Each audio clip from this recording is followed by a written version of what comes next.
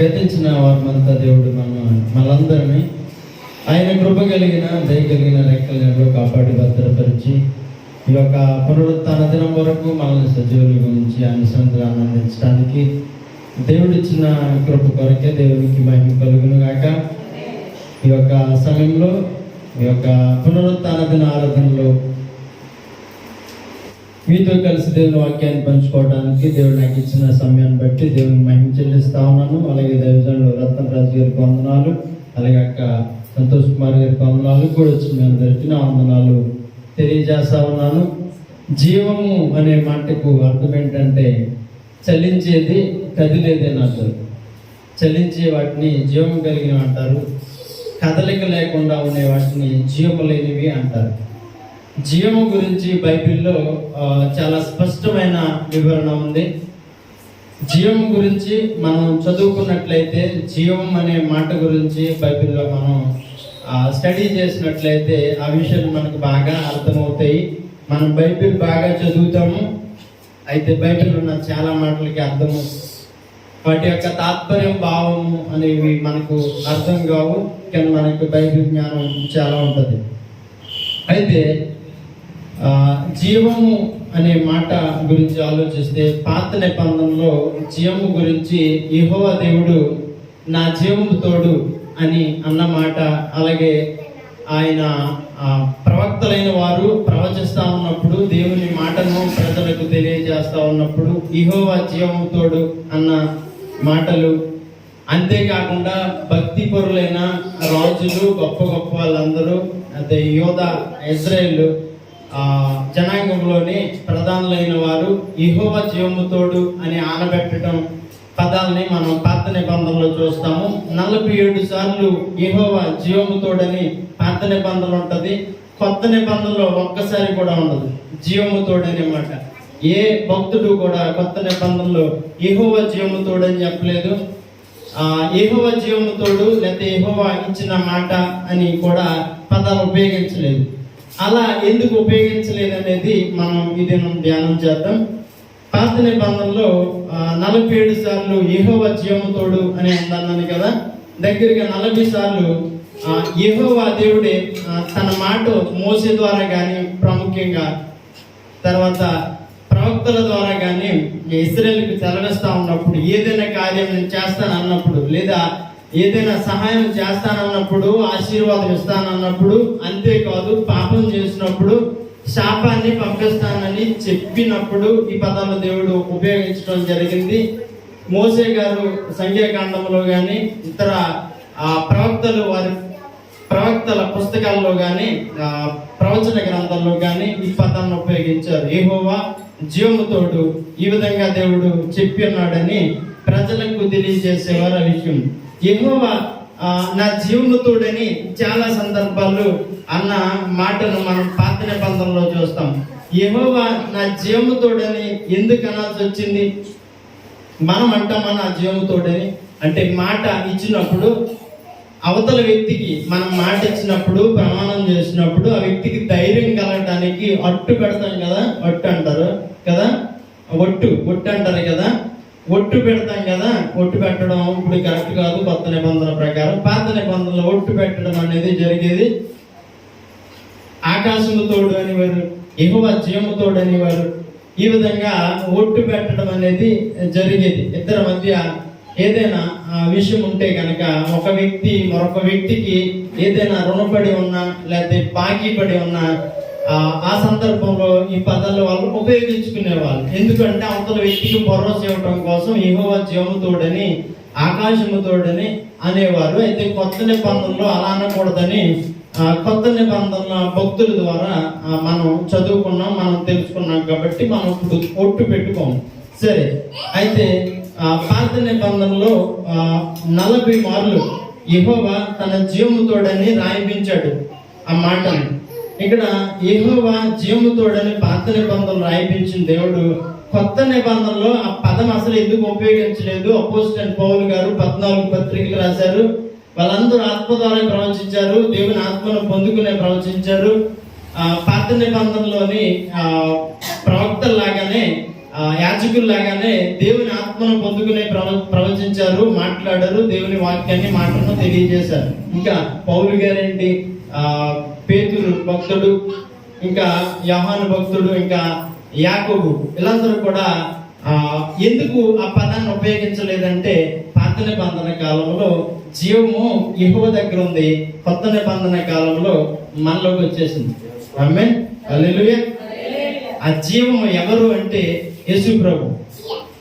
అంటే పాత నిబంధన కాలంలో యేసు ప్రభు తోడని దేవుడు అనలేదు, కానీ నా జీవము తోడు అనేసి యెహోవా దేవుడు చెబుతా ఉండేవాడు. ఆయన జీవం ఎవరు అంటే యేసుక్రీస్తు అని మనం అర్థం చేసుకోవచ్చు. మొట్టమొదటిగా సంఖ్యాకాండ 14:21 ఈ మాట దేవుడు ఉపయోగించడం జరుగుతుంది. అయితే నా జీవముతోడు భూమి అంతయు యెహోవా మహిమతో నిండుకొని నిండును అనే పదం 14:21 సంఖ్యాకాండలో మనం చూస్తా ఉన్నాం. అయితే ఇంకా చాలా పుస్తకాల్లో ఉన్నదని చెప్పాను కదా, దగ్గరగా 12 పుస్తకాల్లో అండ్ పాత నిబంధన గ్రంథంలో 12 పుస్తకాల్లో ఈ పదాన్ని మనం చూస్తాం, ఈ మాటను మనం చూస్తాం. ఒక్క యెహెజ్కేలు గ్రంథంలోనే 14 సార్లు నా జీవముతోడనే మాట ఉంటుంది. యెహోవా నా జీవముతోడనే మాటను మనం చూస్తా ఉన్నాము యెహెజ్కేలు గ్రంథంలో. అంటే యెహెజ్కేలు గ్రంథం చాలా ప్రాముఖ్యమైనది, గొప్ప గ్రంథం. అది మనం ఎక్కువగా చదువుకుని అర్థం చేసుకోవాల్సిన ఆవశ్యకత తప్పనిసరిగా మనకుంది. యెహోవా జీవముతోడనే మాట యెహెజ్కేలు గ్రంథంలో 14 సార్లు మనం చూస్తున్నాం. దేవుడు ఏం చెప్తాడంటే నా జీవము తోడు అనేసి ఒక ఏదైనా సందేశం ఇవ్వటానికి చెప్పడం జరిగింది. అంటే ఆయా జాతులకు దేవుడు ఏం చేయబోతున్నాడు అనే విషయాలు యెహెజ్కేలుకి చెప్పి భావి తరాల్లో ఏం జరగబోతుంది అనే విషయాన్ని యెహెజ్కేలు ప్రవక్త గారికి యెహోవా దేవుడు చెప్పి ఆయన మాట చెప్పే ముందు ఆయన చేయబోయేది చెప్పే ముందు ఈ పదం ఉపయోగించుకున్నారు. నా జీవంతోడు ఈ విధంగా నేను చేస్తాను, నా జీవంతోడు ఈ విధంగా భవిష్యత్తు తరాల్లో జరిగి తీరుతుందని చెప్పడానికి ఆయన జీవముతోడు అనే పదాలు ఉపయోగించడం జరిగింది. సామెతల గ్రంథంలో 8వ అధ్యాయం మనం చూస్తాము.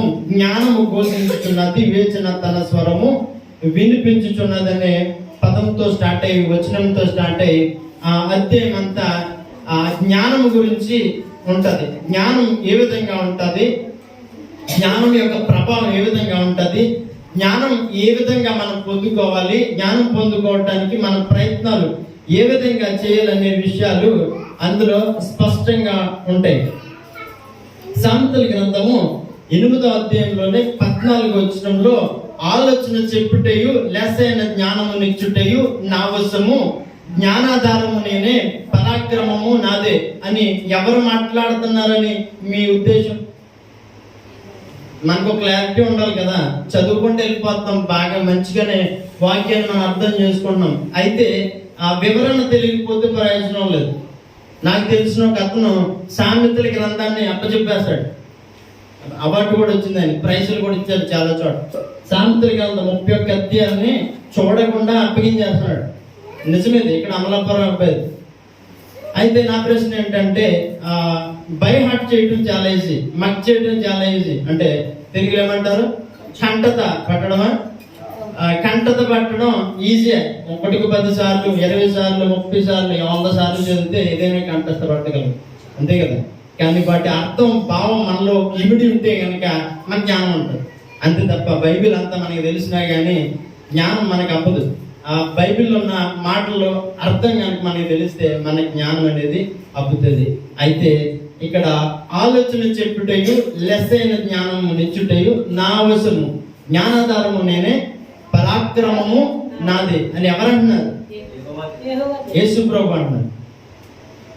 ఎందుకంటే యెహోవా దేవుడి గురించి ఇక్కడ మాట్లాడుతూ, తండ్రి నన్ను ఎప్పుడో నియమించారు, తండ్రి నన్ను ఈ భూమి ఉద్భవించక ముందు, ఈ సృష్టి యావత్తు ఏర్పాటు చేయబడక ముందే ఆయన నన్ను నియమించారు అని జ్ఞానం మాట్లాడుతుంది. మరి యెహోవా దేవుడు ఎలా అవుతాడు? కాదు కదా. అంటే ఎవరు జ్ఞానం? యేసు ప్రభు. చదవండి, ఇంకా మీకు క్లియర్గా చదివితే అధ్యాయం అంతా అర్థమవుతుంది. 22వ వచనంలో ఉంటది నేను చెప్పిన మాట. పూర్వకాలమందు తన సృష్టి ఆరంభమున తన కార్యములలో ప్రధానమైన దానిగా యెహోవా నన్ను కలుగజేసింది. ఎవరిని? జ్ఞానాన్ని కదా. జ్ఞానం తన గురించి తను మాట్లాడుకుంటుంది 8వ అధ్యాయంలో. జ్ఞానం తన గురించి తను మాట్లాడుకుంటున్నాడు. ఎవరా జ్ఞానం అంటే యేసు ప్రభు. అయితే ఇప్పుడు ఇందాక వరకు జీవం గురించి చెప్పారు, ఇప్పుడు జ్ఞానంలోకి వెళ్ళారు. ఏంటి అంటే ఇప్పుడు మీకు చాలా అర్థమవుతుంది. 35వ వచనం చదువుదాం 8వ అధ్యాయంలోనే. నన్ను కనుగొను వాడు జీవమును కనుగొనును, యెహోవా కటాక్షము వానికి కలుగును. ఎవరిని కనుగొని వాడు జీవాన్ని కనుగొంటాడు? జ్ఞానాన్ని కనుగొనేవాడు జీవాన్ని కనుగొంటాడు. మనం జీవం గురించి కదా మాట్లాడుకున్నాం. ఈరోజు వర్తమానం జీవం గురించి. జీవము అంటే ఏంటి? చలించినది, బ్రతుకున్నది, చచ్చిపోయింది కాదు, చలనం లేనిది కాదు, చలించేదాన్ని జీవం అంటారు. యెహోవా దేవుడు ఆయన పంపించిన కుమారుడు చనిపోయిన వాడు కాదు, చనిపోయినా కూడా తిరిగి లేచిన వాడు. ఆయన ఎప్పటికీ చలిస్తా ఉన్నవాడు. ఆయన ఎప్పటికీ ఉండే దేవుడు. ఆయన మహోన్నతమైన దేవుడు, పునరుత్థానుడైన దేవుడు. ఎవరు అంటే మనం నమ్ముకుంటున్న యేసు ప్రభు జీవము కలిగిన దేవుడు. జీవము కలిగిన దేవుడు మనకు దేవుడై ఉన్నాడు కాబట్టి మనం కూడా ఎలా ఉండాలంట? జీవము పొందుకునే వారిగా, జీవము కలిగిన వారిగా ఉండాలి. చాలా మంది బ్రతుకుతున్నారు కానీ వాళ్ళు ఆధ్యాత్మికంగా చనిపోయి ఉన్నారనే పదాలు బైబిల్లో మనం చూస్తూ ఉంటాం కదా. యేసు ప్రభు వారు ఈ భూలోకంలో ఉన్నప్పుడు, మనిషిగా ఆయన ఉన్నప్పుడు, ఒకరు నన్ను వెంబడించమని యేసు ప్రభు వారు చెప్తున్నప్పుడు, నిన్న నా తండ్రిని పాతి పెట్టుకుని వస్తాను, నాకు సెలవిమ్మంటే మృతులను పాతి పెట్టుకుంటారు, నువ్వు నన్ను వెంబడించు అనే మాట అక్కడ మనం చూస్తాం. మృతులు ఎవరు అంటే జీవం లేని వాళ్ళు. అందులో భౌతికంగా చచ్చిపోయారా? చచ్చిపోలేదు. వాళ్ళు ఎలా చచ్చిపోయారంటే ఆత్మీయంగా చచ్చిపోయారు. ఆధ్యాత్మికంగా వాళ్ళు జీవము లేదు. కాబట్టి మృతులను పాతి పెట్టుకొని వాళ్ళు నన్ను వెంబడించరు, నువ్వు నన్ను వెంబడించు అని ఆ వ్యక్తికి చెప్పడం జరుగుతుంది. మనం ఇక్కడ చూసినట్లయితే జ్ఞానానికి ఎవరు ప్రతీక అంటే ఎవరు? సొలొమోను కదా. సొలొమోను జ్ఞానానికి ప్రతీక ఎవరు? సొలొమోనే కదా. ఆయన మహాజ్ఞాని. అనంత జ్ఞాని అనకూడదు, యెహోవా దేవుడే అనంత జ్ఞాని. ఆ విషయాన్ని యూదులు ప్రకటించుకుంటారు, నమ్ముతారు. కాబట్టి కొత్త నిబంధనకు వచ్చేసరికి సొలొమోను కన్నా గొప్పవాడని ఆనబడిన వారు ఎవరు? యేసు ప్రభు. ఎందుకు? ఏ విషయంలో సొలొమోను కన్నా గొప్పవాడు? జ్ఞాన విషయంలోనే కదా. అంటే జ్ఞానం సొలొమోనుకి ఎక్కువ, యేసు ప్రభుకి ఎక్కువ. యేసు ప్రభుకి ఎక్కువ. ఆయన అనంత జ్ఞాని అయిన దేవుడు. ఆయన సృష్టి ఆరంభమున నుండి ఉన్నవాడు. ఆయన దైవాంశ సంభూతుడు దేవుడు కనుక సామెతల గ్రంథం 8వ అధ్యాయము ప్రభు అయిన యేసుక్రీస్తుని గురించి మాట్లాడుతుంది. జ్ఞానము నేనై ఉన్నాను, నన్ను వెతకమని యేసు ప్రభు పాత నిబంధనలోనే సెలవివ్వడం జరిగింది. అయితే జ్ఞానము దేనికి మూలం అంటే జీవానికి మూలమైంది. యెహోవా యందు భయభక్తులు కలిగి ఉండుట జ్ఞానమునకు మూలం అనే పదం మనం చూస్తాం. యెహోవా యందు భయభక్తులు కలిగి ఉండడం వల్ల మనకేం కలుగుతుంది అంటే జ్ఞానం కలుగుతుంది. అంటే ఎవరు మనలోకి వస్తున్నారు? యేసు ప్రభు మనలోకి వస్తున్నారు. ఎందుకు ఆయన రావాలని అనుకుంటున్నారంటే మనలో ఆయన ఉంటే కనుక మన జీవితము జీవిస్తూ ఉంటది. ఆయన జీవమై ఉన్నాడు కాబట్టి ఆ జీవం మనలోకి వస్తే మనం జీవిస్తూ ఉంటాం. మనము జీవించకుండా ఉండలేము.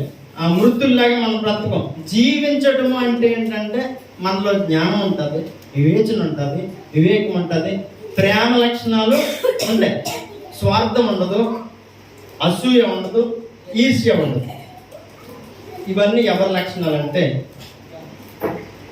మనుషుల లక్షణాలు, లేకపోతే మృతులైన వారి లక్షణాలు. కనుక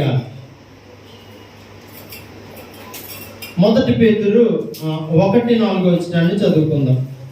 1 పేతురు 1వ అధ్యాయము 4వ వచనం.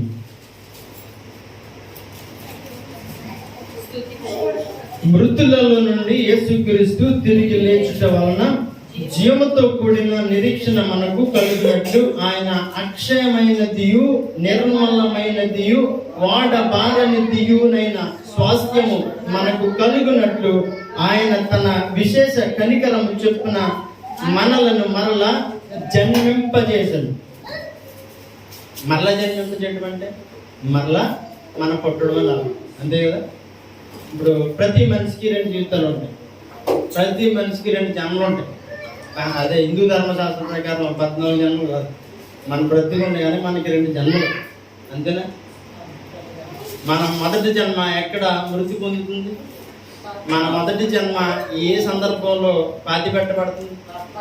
బాప్తిస్మలో పాతి పెట్టబడుతుంది. మనం నీటి ద్వారా రక్షణ పొందుతున్నాము, నీటిలో మన పాత జీవితము పాతి పెట్టబడతాము. మన కొత్త జీవితము బాప్తిస్మ ద్వారా ప్రారంభమవుతుంది. అందుకే ఇక్కడ జన్మింప చేయడం అనే విషయం రాస్తా ఉన్నాడు, కొత్త జన్మ అనే విషయాలు చూస్తా ఉన్నాం. యోహాను సువార్త క్షమించాలి, యోహాను సువార్త 5వ అధ్యాయం 40 వచ్చింది.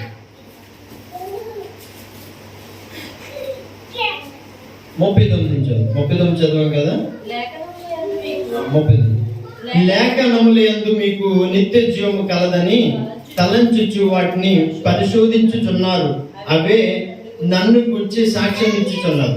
సరే, నేను దగ్గరన్నాను కదా, మనం బైబిల్ అంతా కంఠస్థ పెట్టినా కూడా మనకి జీవం కలదు, జ్ఞానం కలగదు. ఎప్పుడు కలుగుతుంది అంటే లేఖనములను పరిశోధించడం ద్వారా మనకు జ్ఞానం అనేది కలుగుతుంది, జీవం అనేది పొందుకోగలుగుతాం. అదే ఈ విషయాన్ని ఇక్కడ మనం చదువుకొని ఉన్నాం. లేఖనముల యందు మీకు నిత్య జీవము కలదని తలంచుచు వాటిని పరిశోధించుచున్నారు, అవే నన్ను గూర్చి సాక్ష్యం ఇచ్చుచున్నారు.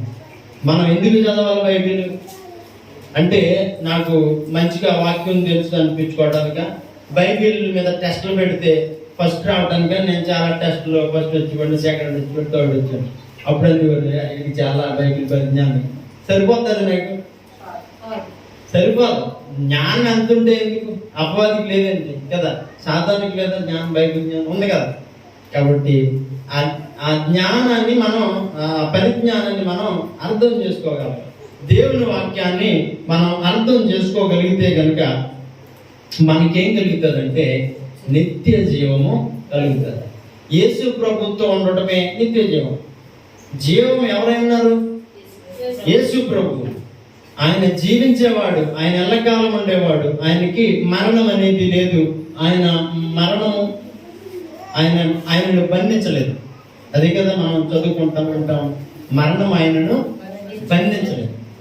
కనుక ఆయన నిత్య జీవం కలిగిన వాడు. నిత్య జీవం అంటే ఎప్పుడు ఉండేదని, రోజు ఉండేదని, ఎల్లకాలం ఉండేదని, దానికి అంతము లేదని అర్థం. నిత్య జీవము యేసు ప్రభు అన్నాడు.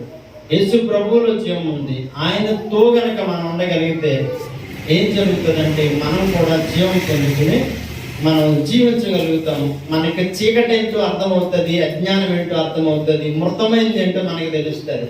అలా కాకుండా దేవునికి మన హృదయంలో చోటివ్వకుండా, దేవుణ్ణి మనం బట్టి సంతోషించకుండా, దేవుని సందులో మనం ఆనందించకుండా, దేవుని వాక్యాన్ని బట్టి మనం సంతోషించకుండా ఉంటే కనుక మనకేం కలగదంటే జీవం కలగదు.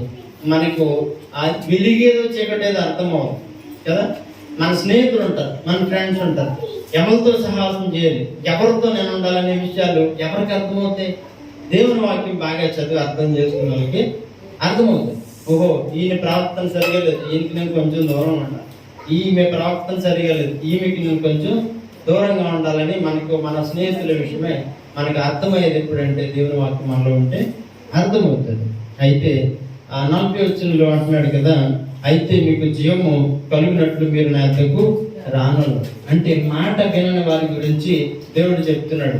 జీవము దేవుని దగ్గరికి వెళ్ళాలంటే ఏంటి మనకి మార్గం?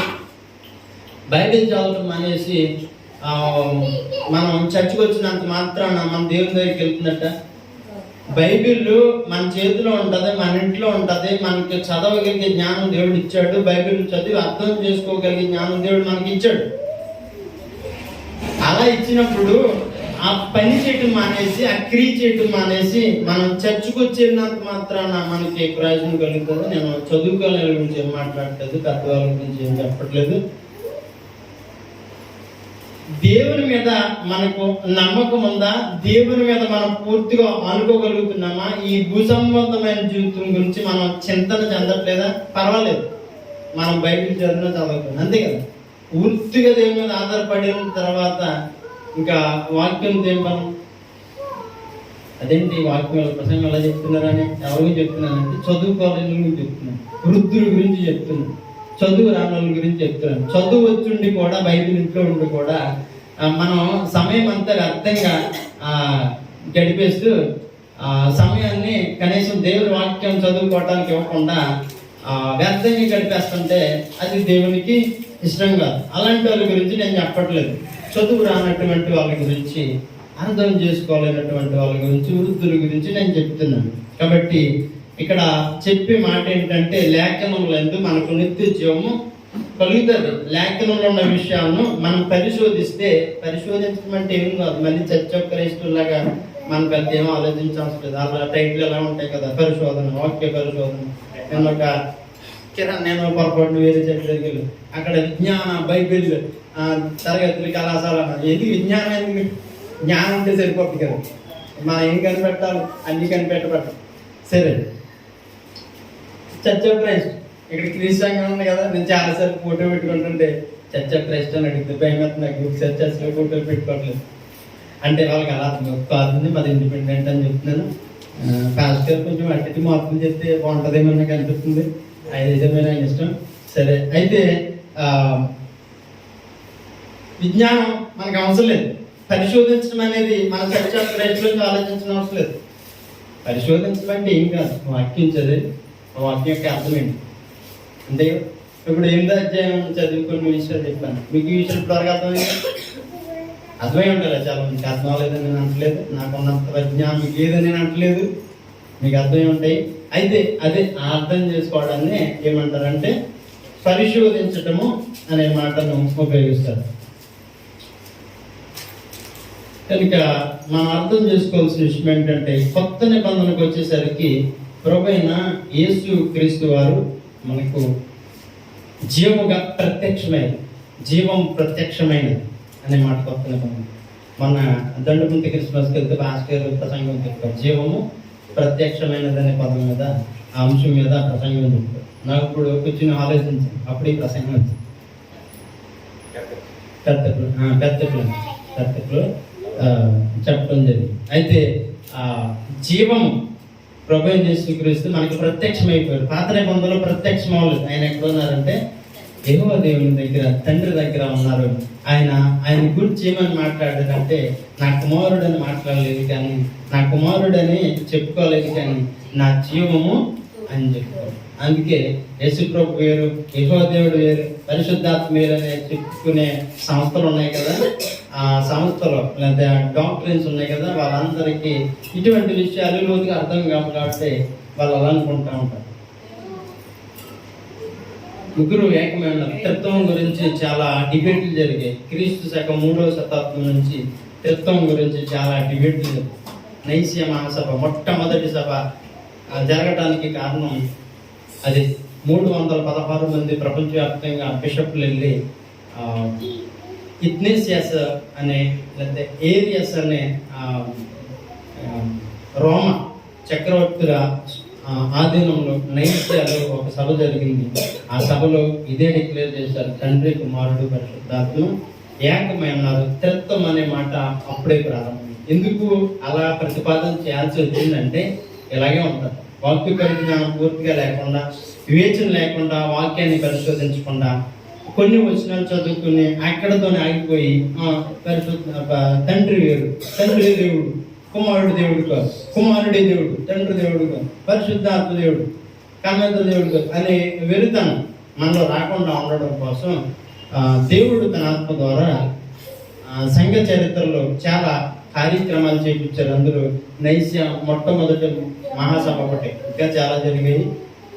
కనుక అవన్నీ సంఘ చరిత్రలో మనకు కనబడుతున్నాయి. హీబ్రూయులకు రాసిన పత్రిక 10వ అధ్యాయము 22వ వచనాన్ని మనం చదివినట్లయితే, హెబ్రీయులకు రాసిన పత్రిక 10వ అధ్యాయం 22వ వచనం.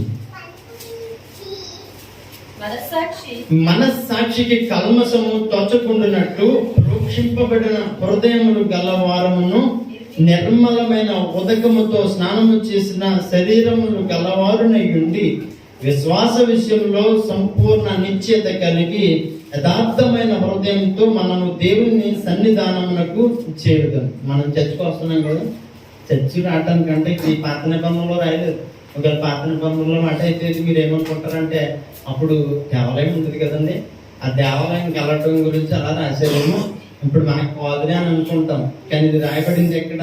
హెబ్రీయులకు రాసిన పత్రికలో హెబ్రీయులైన ఇశ్రాయేలుకు తో చెప్తున్న పౌలు గారు చెప్పడం కోసం ఈ విధంగా రాయటం జరిగింది. వాళ్ళకి తెలుసు నిజంగా అప్పటి పాత నిబంధన కాలంలో ఉన్న దేవుని దేవాలయానికి వెళ్ళాలంటే చాలా ఒళ్ళు దగ్గర పెట్టుకుని వెళ్ళాలి, అన్ని దగ్గర ఉండాలి, మనసు స్థిమితం చేసుకుని వెళ్ళాలి, పరధ్యానం ఉండకూడదు, అనాలోచన ఉండకూడదు అనే విషయాలు వాళ్ళకి బాగా తెలుసు కదా.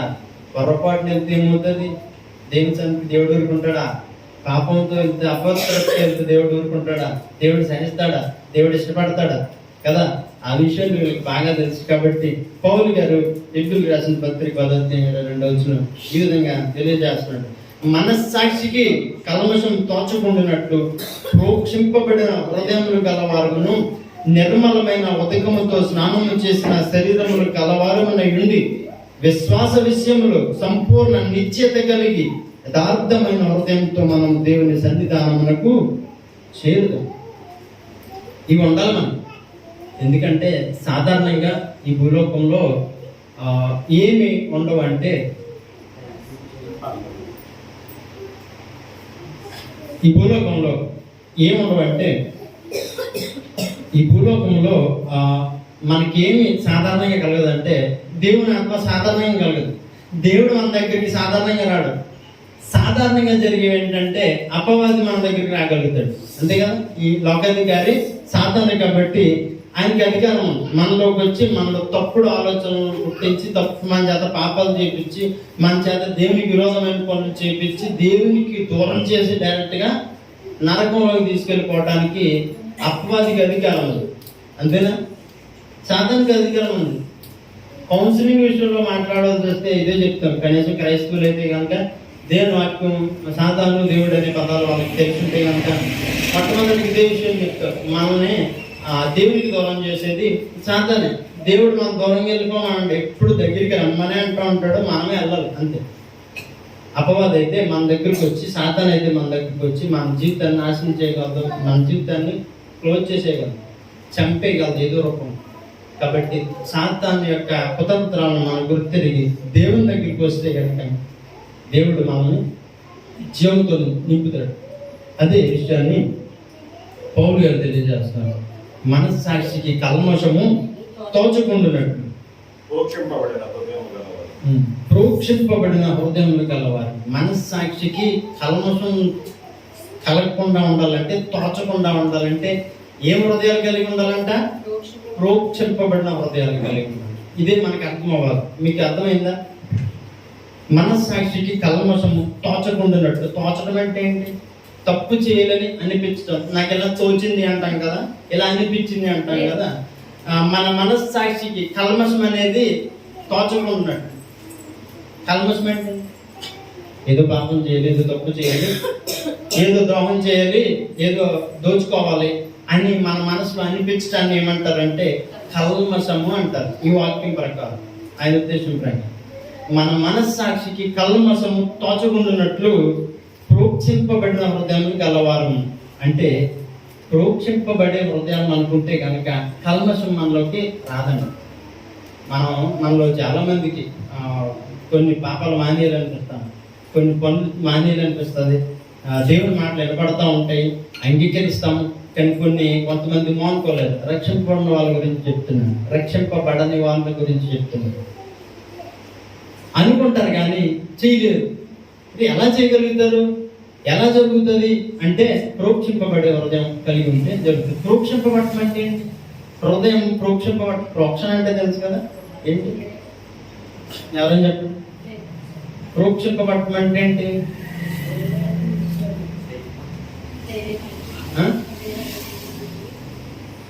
ప్రోక్షింపబడటం అంటే ఏంటి? ప్రోక్షణ అంటే ఏంటి? వేయబడటం. ఇప్పుడు మనలో ఉన్న అది అర్థమయ్యేది, ఒక పాత్రలో ఉన్న ఆహారాన్ని కింద గిన్నెలో వేస్తున్నాం అనుకో, అది ప్రోక్షించడం.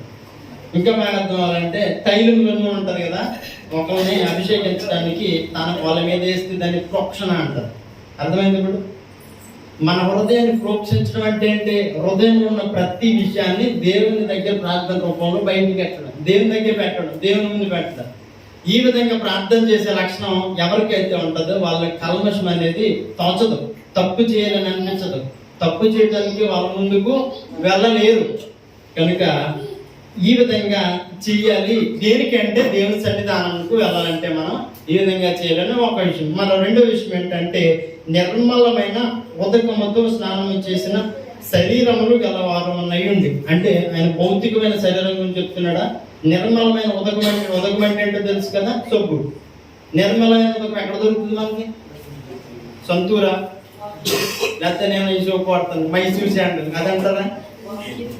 ఇంకేదైనా ఉందా నిర్మలమైన ఉదకం? మరి ఇక్కడ శరీరం అని రాశారు కదా.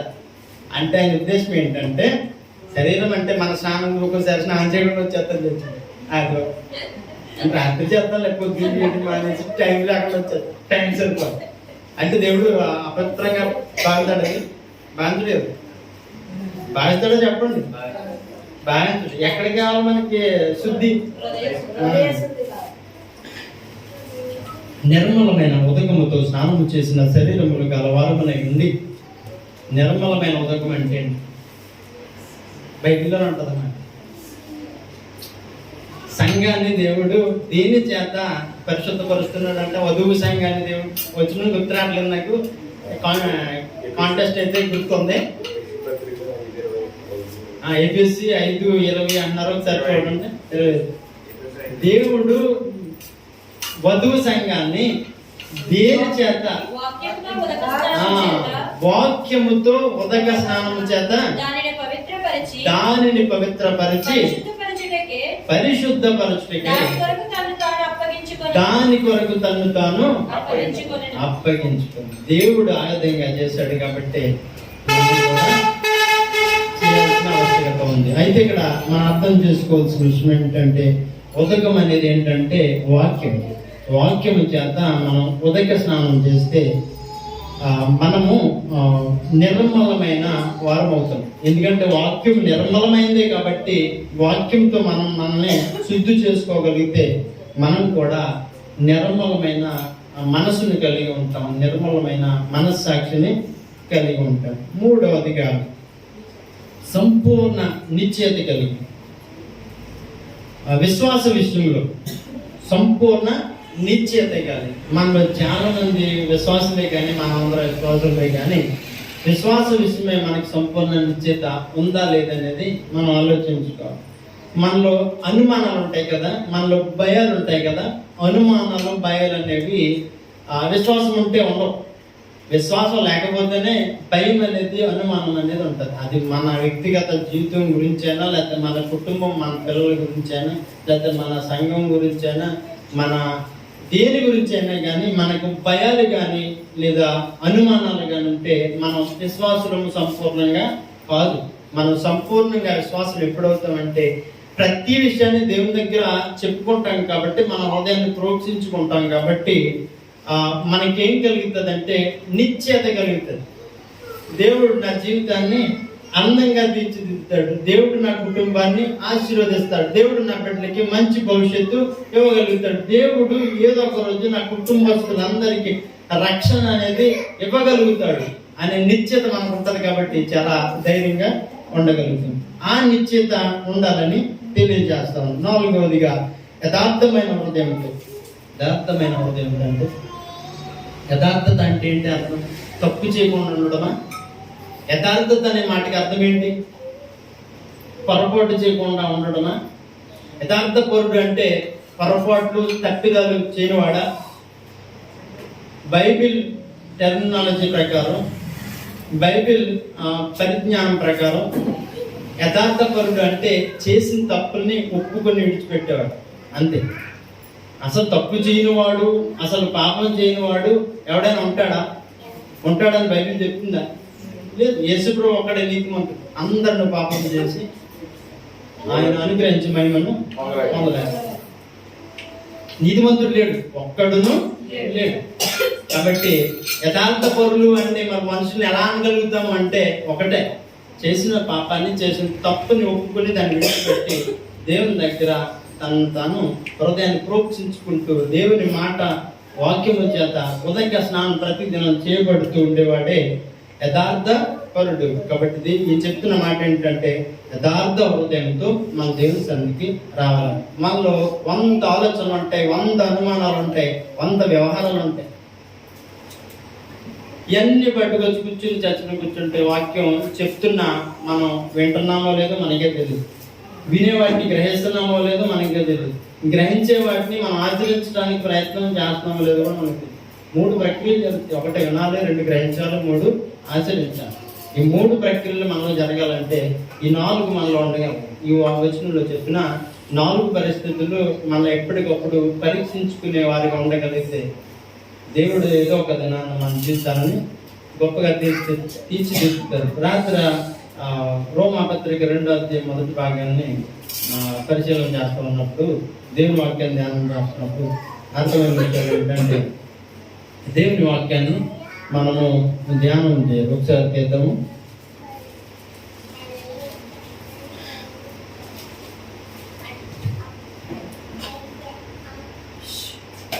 రెండో అధ్యాయం 13వ వచనం అంటే దేవుని వాక్యం గురించిన మాట. రోమిలికి రాసిన పత్రిక 2వ అధ్యాయము 13వ వచనం. ధర్మశాస్త్రం విలువారు దేవుని దృష్టికి నీతిమంతులు కారు గాని ధర్మశాస్త్రం అనుసరించి ప్రవర్తించే వారు దేవుని నీతిమంతులుగా ఎంచబడు. నీతిమంతులు ఎవరు లేరని చెప్పుకున్నాం. అవును, భూమి మీద ఎవరు నీతిమంతుడు కాడు, యథార్థపరుడు కాడు. ఏ పాపం చేయకుండా, ఏ అతిక్రమం చేయకుండా, ఏ దుష్కారం చేయకుండా ఈ భూమి మీద ఏ మనుష్యుడు లేడు. అలా ఉన్నాడు, అక్కడ ఉన్నాడని చెప్తుంది అబద్ధం, వాక్యంకి విరోధం. కాబట్టి యేసుప్రభు ఒక్కడే నీతిమంతుడు. కనుక ఇక్కడ ఎవరు నీతిమంతులుగా ఎంచబడతారంట? ధర్మశాస్త్రం వినువారు దేవుని దృష్టికి నీతిమంతులు కారు కానీ ధర్మశాస్త్రం అనుసరించి ప్రవర్తించే వారే దేవుని దృష్టికి నీతిమంతులు. ఇప్పుడు మనం అందరం ఇందాక మొదటి నుంచి చెప్తున్నాను, బైబిల్ని కంఠస్థపట్టి చెప్పగలిగిన ఆదులు చాలా మంది ఉన్నారు కదా. వాళ్ళందరూ ఆ కంఠస్థపెట్టిన వాక్యంలోని విషయాన్ని గ్రహిస్తే కనుక వాళ్ళకి ఏం కలుగుతుంది అంటే నీతి కలుగుతుంది. వాళ్ళ ప్రవర్తన నీతిగా మారుతుంది. దేవుని వాక్యాన్ని అనుసరించకపోతే కనుక మనకి ఎంత తెలిసినా కూడా దానివల్ల ప్రయోజనం అంటే నాలెడ్జ్ ఉంటుంది అంతే. ఇక్కడ అంతే కదా, ధర్మశాస్త్రం వినువారు దేవుని దృష్టికి నీతిమంతులు కారు. మనం అందరం వింటాం, చాలా వింటారు. ఒక్కొక్కరు వారానికి ఎన్ని ప్రసంగాలు వింటారని 10 నుంచి 15 ప్రసంగాలు వింటారు. వింటున్నారా? లేదు ఎక్కడండి బాబు, మాకు అంత గాలి ఉంటుంది. 10 నుంచి 15 అన్నట్టు చూస్తారు కొంతమందిలో అనుకుంటారు. వారానికి 10 నుంచి 15 ప్రసంగాలు వింటున్నాం, ఏమంటారండి బాబు, మాకు అంత గాలి ఎక్కడ ఉంటుంది? వినాలి. ఏ పెడితే ఎక్కడ వెళ్ళింది. యూట్యూబ్ ఓపెన్ చేస్తే చాలా ప్రమాదం. యూట్యూబ్ ఓపెన్ చేస్తే ఒక్కరి బాధలో 100లో 70% ఒక్కరి బాధలే ఉంటాయి. చాలా జాగ్రత్తగా ఎవరి ప్రసంగం మన ప్రసంగాలు ఏమన్నా పాస్టర్ గారి ప్రసంగాలు కూడా చెప్తుంది. ఏముందండి మనం చెప్తారు చెప్పరా, రత్నరాజు గారు అంత బాగా చెప్పరా. కాబట్టి మంచి మంచి ప్రసంగాలు వినేవారికి మనం కనీసం వారానికి 5 టార్గెట్ పెట్టుకుంటే పదిహేను దాకా అలాగే ఉంటుంది. 5 కూడా పెట్టుకోకపోతే ఎందుకంటే ఏం గొప్ప విశ్వాసం మనం ఏం చూపించగలుగుతాం? ఎందుకు మన విశ్వాసం చేతి ఎందుకు? వారానికి ఒక 5 ప్రసంగాలు కూడా ఏం లేకపోకుండా ఉంటే కనీసం అది ఎక్కువే కాదు, కనీసం ఒక 15 ప్రసంగాలు వారానికి అనగలిగితే 15 రోజుకి కదా, రోజుకి 2 ప్రసంగం అంత ఉంటుంది. 40 నుంచి 50 నిమిషాలు అంతకు మించి ఉండలేదు. ఇప్పుడు దేవుని కలుపుతుంది ఒక 2 గంటల 2 ప్రసంగం ఇది వరకు కూడా. ఇప్పుడు అంత ఒడ్డుగా అరలేదు కాబట్టి అంత అది కూడా అవ్వడం ఉండదు కాబట్టి పాపం దేవుడు కూడా అర్థం చేసుకుని, పాస్టర్ కూడా అర్థం చేసుకుని 40 నిమిషాలకు దించేసుకున్నారు ఆ సందేశం యొక్క సమయాన్ని. రోజుకి 80 నిమిషాలు అంటే గంటన్నర ప్రసంగం ఇవ్వటానికి సమయం మీకు సరిపోదా? ఆ సమయం ఉండదా? జాబ్ చేసే వాళ్ళు కూడా అంటున్నారు కొంచెం జాబులు చేసుకునే వాళ్ళు రోజుకి 2-3 ప్రసంగాలు ఎందుకుంటున్నారు. ఎప్పుడు అంటున్నారు? ఖాళీ సమయం చేసుకుంటాం. ఏ పని పాట లేదు, మన ఇంట్లో కూర్చొని ఉంటాం. మనం 5 ప్రసంగాలు అందరికీ అంత జ్ఞానమైనా పెంచుకోవచ్చు.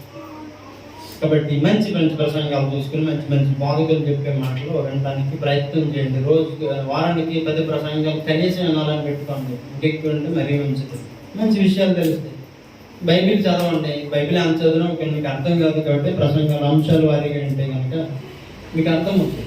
అంటే మీరు పత్రిక చదువుతున్నారనుకో, ఈ పత్రిక సంబంధించి యూట్యూబ్లో కొడితే ఎవరో విశ్లేషణ ఇచ్చారంటే చాలా మంది చెప్తారు గొప్ప ఆమె ఎవరు మంచి ప్రసంగికుడు ఉంటాడు కదా, ఆయన ఓపెన్ చేసుకుని ఏపీసీ పత్రిక గురించి సారాంశం అని ప్రసంగం ఉంటే కనుక అదేనండి మీకు ఏపీసీ పత్రిక బాగా అర్థం అంతే కదా. అప్పుడు చెప్పకుండా మనకేమీ అర్థం కాదు.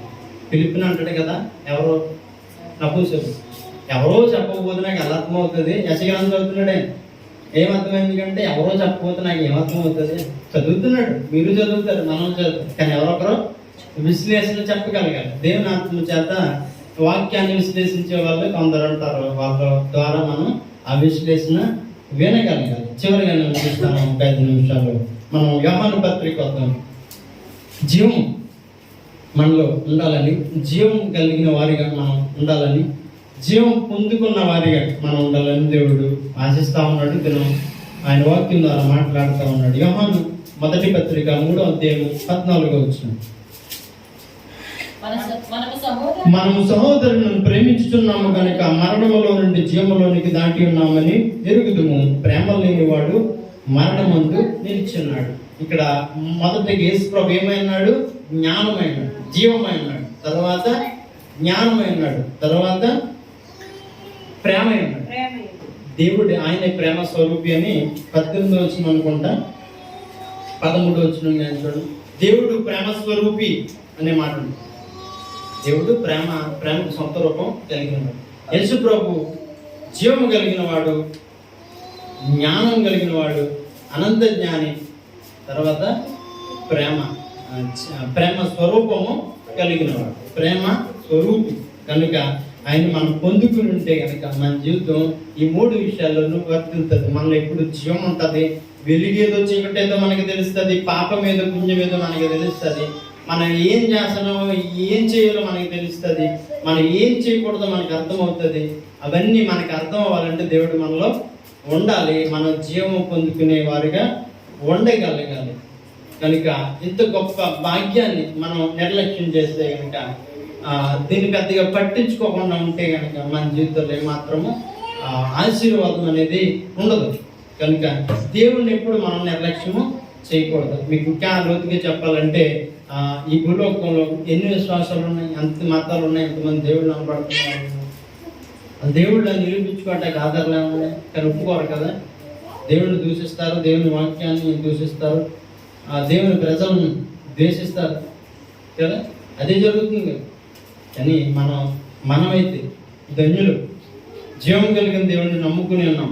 మనం నమ్ముకోలేదు, ఆయన మనకు భాగ్యాన్ని ఇచ్చాడు కాబట్టి, ఆయన మనం ఎన్నుకున్నాడు కాబట్టి లోకంలో మనం ధన్యులు.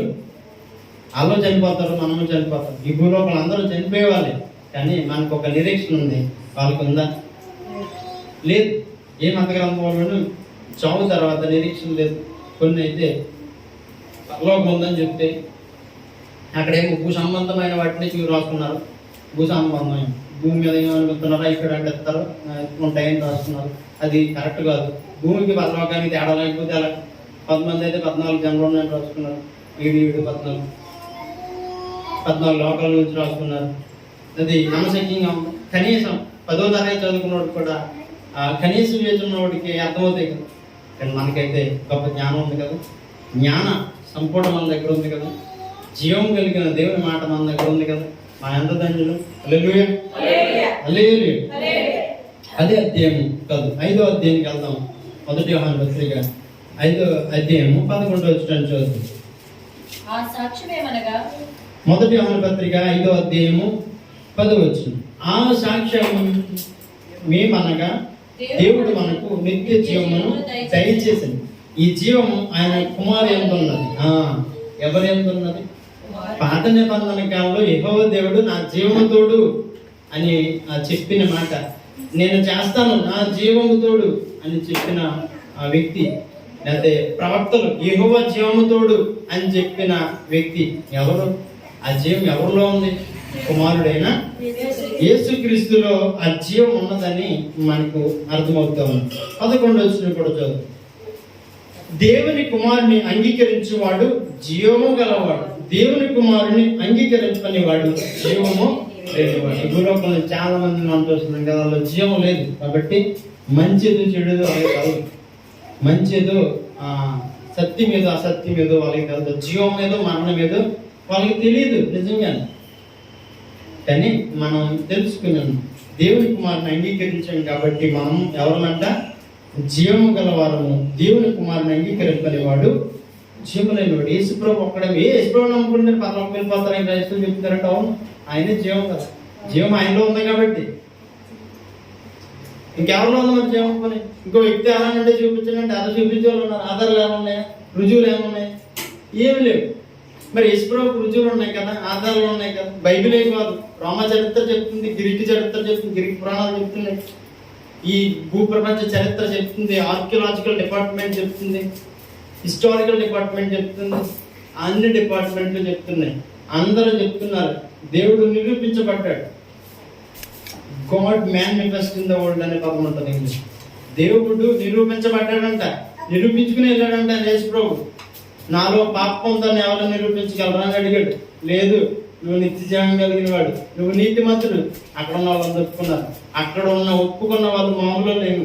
అప్పటికి ప్రపంచాన్ని ఆ చేతిలో పెట్టుకున్నవాళ్ళు ఎవరు? యూదులు మహా జ్ఞానులు. కాబట్టి వాళ్ళ చేత, రోమ అధికారుల చేత యేసు ప్రభు దేవుడని ఒప్పించుకుని ఆయన చనిపోయాడు, మనుషులందరి కొరకు ప్రాణం పెట్టాడు. అంతేకాదు ఆయన ప్రాణాన్ని పెట్టడమే కాకుండా తిరిగి పొందుకోవడం కూడా జరిగింది. కనుక చివరి వచ్చిన 1 యోహాను 5:15 అతడు చదవాలి. 1 యోహాను పత్రిక 5వ అధ్యాయం 15వ వచనం. మనమేమి అడిగినను ఆయన మన మనవి ఆలకించునని మనం ఎరిగిన ఎడల మనం ఆయనను వేడుకొనినవి మనకు కలిగినవని ఎరుగుదు. అతన్ని బట్టి దేవుడు మరణకరము కాని పాపము చేసిన వారికి జీవము దయచి నేను పదవలేదా? మరణకరమైన పాపం కలదు. అతన్ని బట్టి దేవుడు మరణకరము కాని పాపము చేసిన వారికి జీవము దయచేయును. మరణకరమైన పాపము కలదు. అట్టి దాని గురించి వేడుకొన వలనని నేను చెప్పట్లేదు. అంటే చాలా మరణకరమైన పాపం కలదు, మరణకరం కాని పాపం కలదు. మరణకరం కాని పాపం చేసిన ఎడల మనకు జీవం అనుగ్రహించబడుతుంది దేవుడు వేడుకుంటే.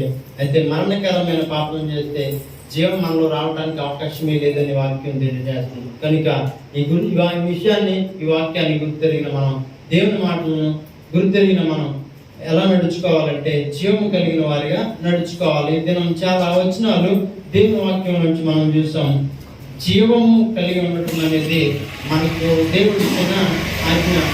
జీవం కలిగి ఉండటం అనేది మన భవిష్యత్తుకు ఒక భరోసా. అంతేనా? మనం చనిపోయిన తర్వాత నిత్య జీవాన్ని పొందుకుంటాం, పరలోకం వెళ్తామనే గొప్ప నిశ్చయితనిచ్చేది, గొప్ప భరోసానిచ్చేది జీవం కలిగిన దేవుని వాక్యం.